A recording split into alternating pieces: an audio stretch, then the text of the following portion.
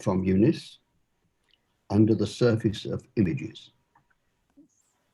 Hello. Hello. Hello. Hello. Hi, thank you for having me here again at EVA, and for sharing all my thoughts and my research, both academic and in my performance practice. And happy anniversary, EVA. I'm gonna share with you my presentation. This is the title. This is the title of my paper, Under the Surface of Image, Low-Tech Image Produced by Handheld Devices for Performance Practice, which is in itself a lot to discuss. And I will guide you through this discussion throughout my presentation. I'm going to start by showing you the video that started this this paper.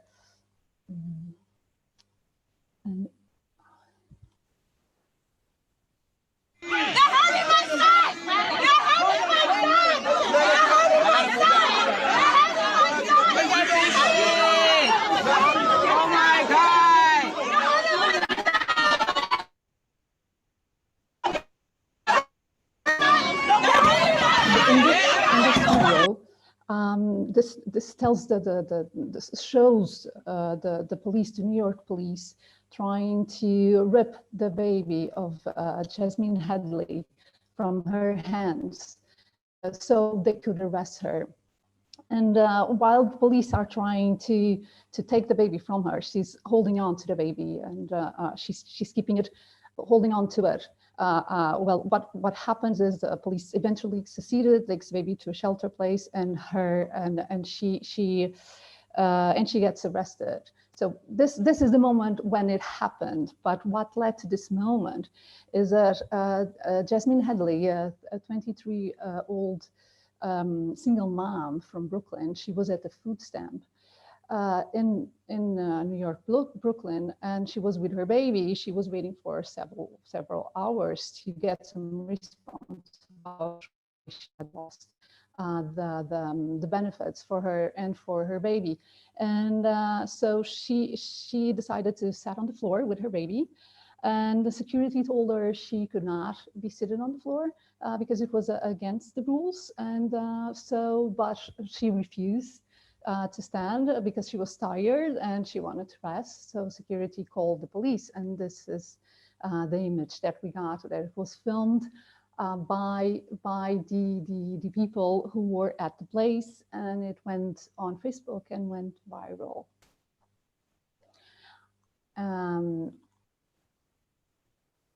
And this is what Jasmine Hadley talks after this all these events have happened. The story of many of it is the story of many other people. My story is the only one that made it to the surface, and it made it to the surface all the way to the other side of the ocean. And to me, that I was in Portugal. I do not know Jasmine Hadley. Well, I know her because of a story, because the story is made public and became viral. And this video arrived to me through my Facebook page. And as I was seeing the video, I strongly engaged with it. And that made me wonder if that's somehow related to my own practices, to my own performance practices. And if this was just the situation in itself that engaged me to that specific video. And I've been working with the theory of Boris Cyrulnik, who is a neuroscientist, and he works with trauma and memory.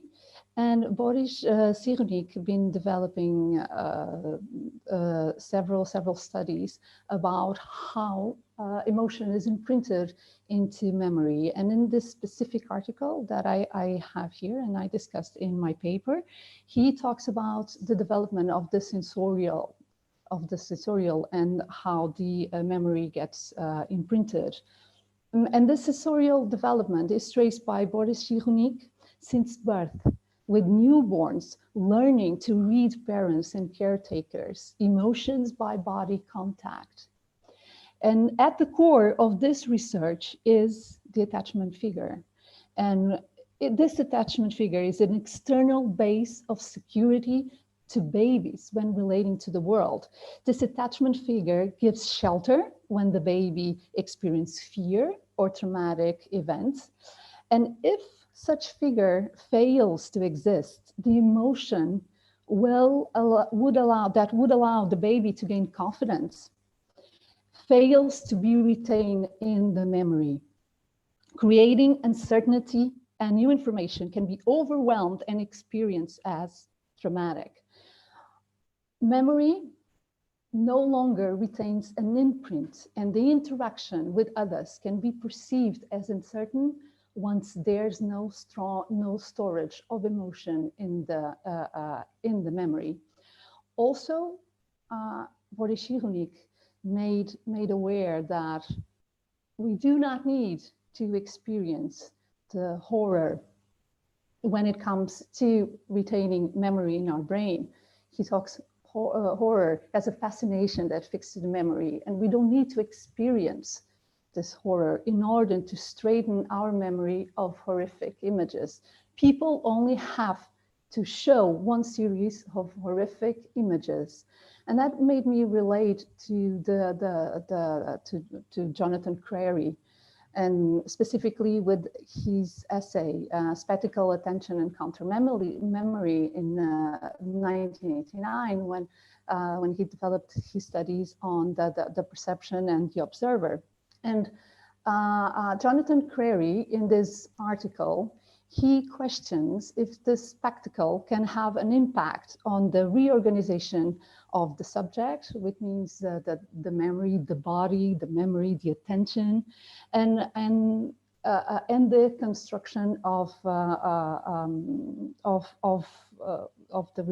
observer. And when researching Guy Debord's Society of Spectacle, he went through his post writings and he came up with new data regarding the arising of spectacle. And he claimed that the year of 1927 to be the beginning of the Society of Spectacle. And why? Because there were three events that are related to the television for masses. The first is Vladimir Zorinsky's invention for television function. The other is the incorporation of synchronized sound in cinema, image and sound, overlapping stimuli, and the rise of authoritarian regimes with the development of televised propaganda. So in considering this and considering the possibility of images provoking an overlapping of stimuli in such manner that the new kind of attention is demanded from the observer.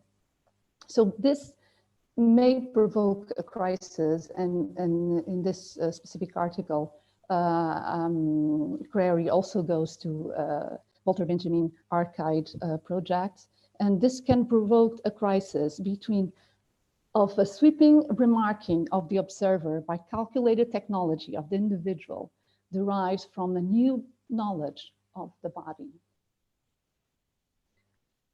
So, having this considering what is proposed by Crary, if we're talking about a hierarchy of senses, then in having the image invading the space of perception and being privileged over perception, could this implicate a debilitation of the sensorial development of emotions that can bring that can bring problems in terms of how the emotional memory can function, according to Boris Cyrulnik. So when if going through, and Crary only talks here about the television, and going to other and more sophisticated technology, what happens if the visual apparatus stops from being detected? And having this visual apparatus in motion is it the suggestion of horror enough for subsequently recognize it? I question. I'm going to talk a little bit about a work that I've been developing in terms of my own aesthetic, that is the aesthetic of low-tech image. And I would like to show you a little bit of this this video. Low-tech image. I started to work with this concept 10 years ago, but I became it more solid when working in this specific project that it's this is a low-tech movie that I've been working since 2016, and I'm in an ongoing work. And basically, what I do is to use handheld devices to create a performance installation. The performance happens live, and during the performance, I tell the story of 3 women that departed from Portugal to another country in Europe, and although they started, this image are based in true stories. They are a fiction, the way they are put together. They work as a fiction.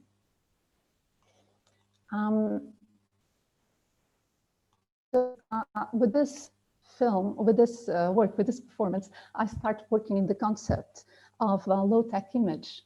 So what is this low-tech image? Is a poor image that goes to sterile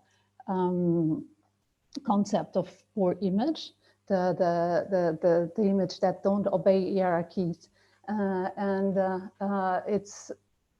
it's very poor in terms of quality, and it travels fast through the internet. And this image is produced in real time, or stimulates the real time. It's captured by webcams and mobile phones. That's a condition, and explores the relationship with the physical space, the body, and with the objects. Also, it's very important, it plays with the limitation of the medium, of the media, and of the light that are available on set. It works with that. It don't bring extra props. It is not recorded previously to the performance and only exists for performance purposes. It's ephemeral. When the performance ends, the video also disappears. So how is this